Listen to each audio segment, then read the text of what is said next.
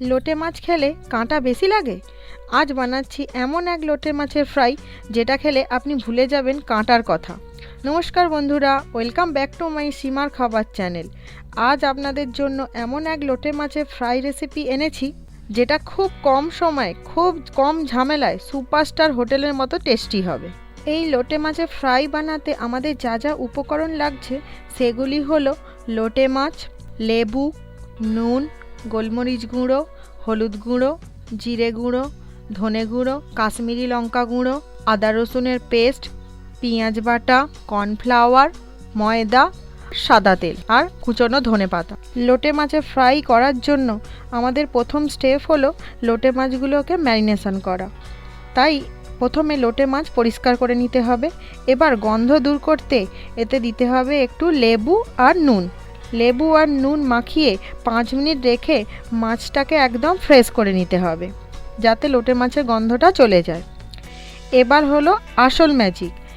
এবার দিতে হবে আদা রসুন বাটা, একটু পেঁয়াজ বাটা, হলুদ গুঁড়ো, কাশ্মীরি লাল লঙ্কার গুঁড়ো, গোলমরিচের গুঁড়ো, জিরে গুঁড়ো, ধনে গুঁড়ো, কর্নফ্লাওয়ার, ময়দা আর একটা ডিম। সবগুলো ভালো করে মেখে মাছগুলোকে 1 ঘন্টা ম্যারিনেট হতে দিতে হবে। এই সময়টাই হচ্ছে মাছের স্বাদকে 3 গুণ বাড়িয়ে দেয়। 1 ঘন্টা হয়ে গেছে। এবার আমাদের লোটে মাছগুলোকে ফ্রাই করে নিতে হবে। তার জন্য আমি ওভেনে একটা কড়াই বসিয়ে তাতে বেশ কিছুটা সাদা তেল দিয়ে দিয়েছি। এই সাদা তেলটা গরম হলে তবে আমি এই ম্যারিনেটেড লোটে মাছগুলো একটা একটা করে দিয়ে ফ্রাই করে নেব। দেখুন বন্ধুরা, তেলটা গরম হয়ে গেছে। এবার আমি এই মাছগুলোকে দিয়ে দেব। সব সময় মনে রাখবেন মিডিয়াম ফ্লেমে মাছগুলো ভাজতে হবে, কারণ মিডিয়াম ফ্লেমে ভাজলেই তবে সুপার ক্রিস্পি আর ভেতরটাও নরম আর জুসি হবে।